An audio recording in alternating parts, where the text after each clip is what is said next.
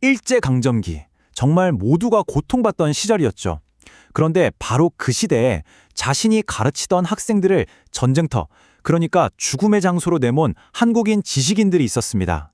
이번 시간에는요, 펜과 혀로 제국에 충성을 바쳤던 교육자들의 배신, 그 구체적인 행적이 대체 어땠는지 한번 깊이 들여다보겠습니다.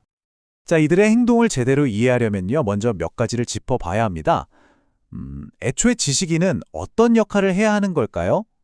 그리고 당시 일본은 어떤 정책으로 이들을 압박하고 또 회유했을까요?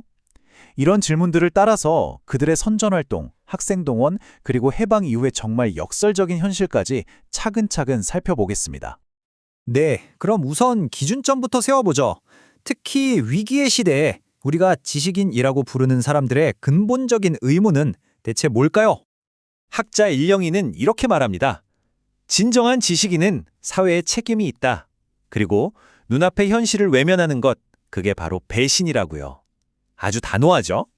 장폴 사르트르는 한술 더 뜹니다. 진실 대신 권력에 봉사하는 지식인들을 뭐라고 부르냐면요. 그냥 집 지키는 개라고 부릅니다. 아주 신랄하죠. 바로 이런 배경에서 우리가 오늘 다룰 친일 지식인이라는 개념이 나옵니다. 이들은요, 단순히 권력에 순응한 게 아니었습니다. 자료를 보면 이들은 사르트르가 말한 집 지키는 개를 넘어서서 스스로 식민 권력의 충견이 되기를 자초했다고 지적하고 있습니다. 그렇다면 이 사람들은 어떤 시스템 안에서 이런 충견이 된 걸까요?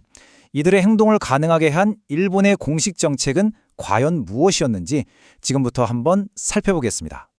일본 정책의 핵심, 그건 바로 환국신민화였습니다. 목표는 간단합니다.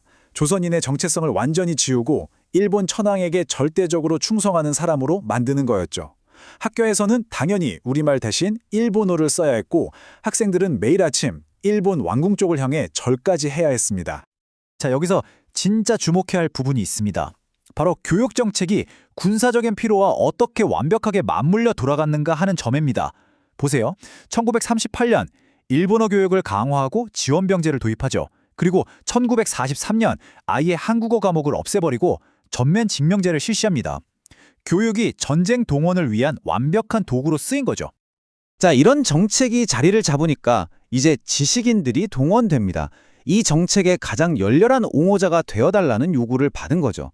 그들의 임무는 하나였습니다. 바로 조선 민중에게 이 전쟁이 얼마나 정의로운가를 설득하는 것이었습니다. 이들은 혼자 움직이지 않았습니다. 여기 보이는 것처럼 수많은 관변단체에 가입해서 연설하고 강연하고 글을 쓰면서 대중을 동원하는 데 앞장섰습니다. 이들의 선전 방식은 아주 명확했어요. 일단 적을 만드는 겁니다. 그리고 전쟁을 정의로운 투쟁으로 포장하는 거죠. 훗날 대한민국 교육부 장관까지 지낸 백낙준의 말을 들어보세요. 미국과 영국을 원수라고 부르면서 비도덕적인 침략자로 몰아가고 있죠. 그리고 이 선전의 날카로운 칼날은요, 특히 한 곳을 정확히 겨냥했습니다. 바로 여성이었습니다. 여성 교육 지도자들이 직접 나서서 어머니와 아내들에게 이렇게 설득한 겁니다.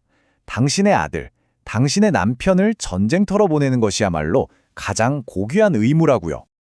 대표적인 여성 지식인이었던 이화 전문 교장 김환란의 말은 정말 충격적입니다. 아름다운 웃음으로 남편과 아들을 전쟁터에 보내라. 심지어 그들이 죽어서 유골로 돌아와도 눈물 없이 조용히 맞아들여라.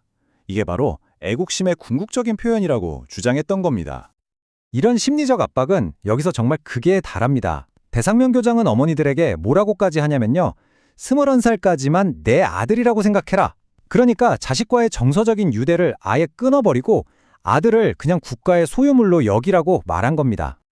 이 모든 선전활동들 결국 하나의 아주 치명적인 목적으로 이어졌습니다.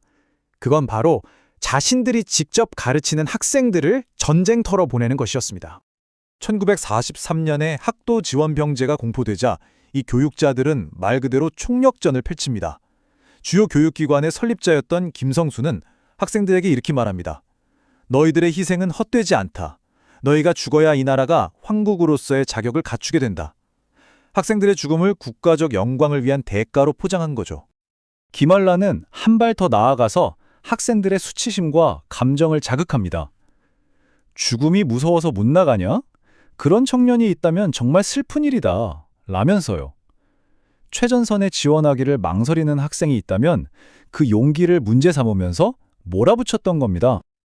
자, 여기서 우리는 오늘날까지도 계속되는 아주 중요한 질문과 마주하게 됩니다. 과연 이들은 단순히 강압의 희생자였을까요? 아니면 진심으로 이 모든 걸 믿고 행동했던 걸까요? 가장 흔한 변명은 이겁니다. 어쩔 수 없었다. 강요 때문에 어쩔 수 없이 한 선택이었다. 과연 그럴까요? 자료에 담긴 증거들도 정말 그렇게 말하고 있을까요? 자료는 분명히 말합니다. 물론 압박이 있었겠죠. 하지만 그들의 행동은 마지못해 따르는 수준을 훨씬 넘어섰다는 겁니다. 그들이 남긴 글의 엄청난 양, 그리고 일본의 패배가 거의 확실해진 전쟁 막바지까지도 협력을 멈추지 않았다는 사실은 단순한 강요 이상의 더 깊은 신념이 있었음을 보여줍니다. 지식인 윤치호의 이 말은 당시 그들의 세계관을 완벽하게 보여줍니다. 일본 제국은 거대한 배다. 그리고 우리 조선인은 그 배에 함께 타고 있다. 이 배가 가라앉으면 우리도 함께 죽는다.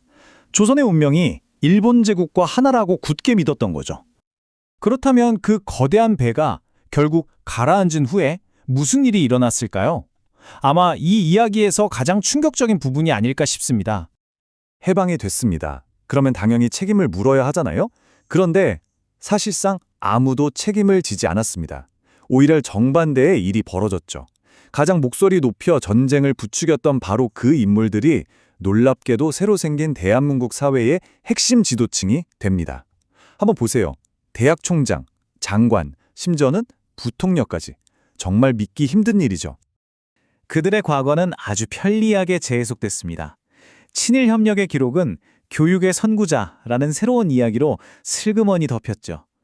그리고 이 청산되지 않은 역사는 오늘 우리에게 하나의 질문을 던집니다. 과거를 제대로 마주하지 못한 사회가 과연 건강한 도덕적 기반 위에 서 있다고 말할 수 있을까요?